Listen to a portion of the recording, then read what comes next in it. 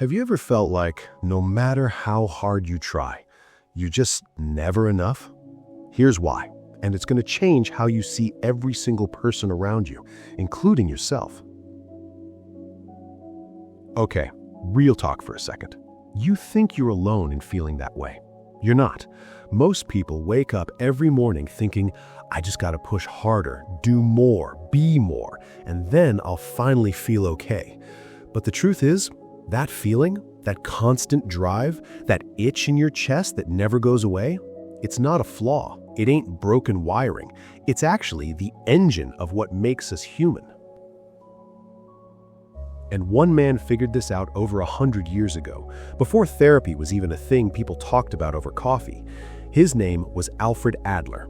And what he discovered about human nature, it still blows psychologists' minds today.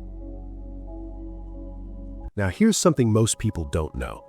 Alfred Adler was actually one of Sigmund Freud's closest friends and colleagues. Yeah, the Freud, the big guy, the one everybody quotes. They worked together. They sat in the same room debating the mysteries of the human mind. But then, Adler walked away, because Adler believed something completely different from Freud. Freud said humans are mostly driven by sex and survival instincts, dark, primal stuff buried deep in the unconscious. But Adler looked at people, real people, struggling people, broken people, and said, nah, that ain't it. Adler said the real driving force of human behavior is something way more personal, way more relatable. Psychologists call it the inferiority complex. It happens because as little kids, all of us, every single one of us, we are small, we are weak, we are dependent. We look up at adults and think, they got it figured out, I don't. And that feeling of being less than, it never fully goes away.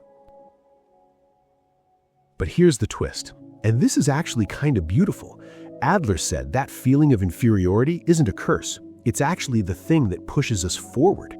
It's the reason humans built cities, wrote books, started businesses, went to therapy, and yeah, even made YouTube videos trying to figure themselves out. All right, so let's break Adler's big ideas down. 3 core principles. Pay attention because one of these is probably going to hit you right in the chest. Idea number 1, inferiority is universal, and that's okay. Every single person walking this earth, your boss, your parents, that confident person at the gym who looks like they have 0 problems, every one of them has felt inferior at some point. Adler said this isn't a disorder, it's not a diagnosis, it's the human condition. The question isn't whether you feel inferior. The question is, what do you do with that feeling? Some people use it as fuel. They push, they grow, they level up.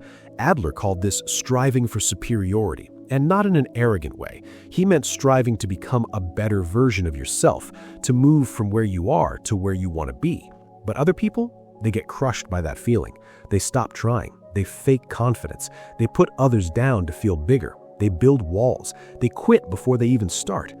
Adler called this the inferiority complex, when the feeling stops being fuel and starts being a prison.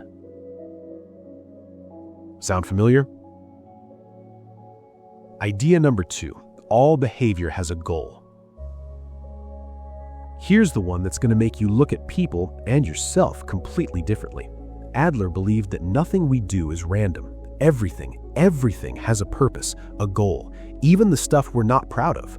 That friend who always plays the victim, there's a goal there. Maybe it's getting attention or avoiding responsibility. That person who's always got to be right in every argument, goal, feeling in control, feeling significant. That kid who acts out in class, goal, belonging, even if it's through getting in trouble. And you, the things you do that you don't even understand why you do them, there's a goal there too. Adler called this teleological thinking, meaning behavior is always aimed at the future, not just dragged by the past. You're not just a product of your childhood trauma. You are an agent. You have choice. You have direction. That idea right there, that rocked the psychology world. Idea number 3, we are social creatures. We need to belong. The third big idea, and this one is everything. Adler said the deepest human need, even deeper than success, even deeper than love in the romantic sense, is the need to belong, to feel connected, to matter to someone. He called it social interest, or in German, Gemeinschaftsgefühl. Don't worry about that word, that's not on the test. But here's what it means. Mentally healthy people contribute, they give, they feel connected to something bigger than themselves, their family, their community, their purpose. And people who are struggling, very often they feel isolated, cut off, like they don't fit anywhere. And here's the deep truth Adler dropped. The more you focus only on yourself, your own fears, your own failures, your own inadequacies, the more miserable you become. But the more you turn outward, the more you invest in the world around you, that hollow feeling, it starts to fill up. That's human nature, according to Adler. And honestly, he might have been the most hopeful psychologist who ever lived.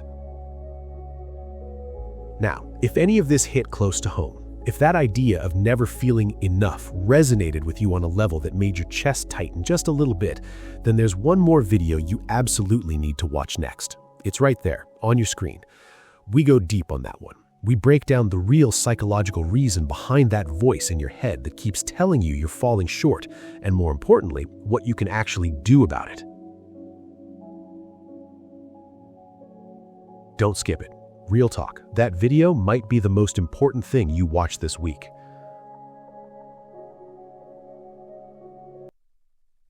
I'll see you there.